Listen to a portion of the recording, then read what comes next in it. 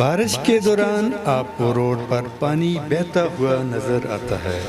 ये बहता पानी आपको इतना गहरा नहीं लगता और आप इसको पार करने का फैसला करते हैं, लेकिन ये एक ख़तरनाक फैसला है और आपका आखिरी फैसला भी हो सकता है।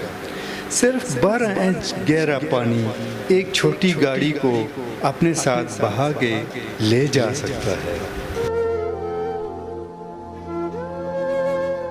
और 18 से 24 इंच गहरा पानी एक बड़ी गाड़ी को।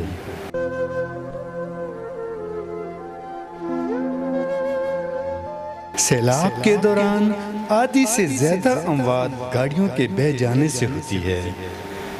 पानी की ताकत को समझिए, वापस मुड़ जाइए।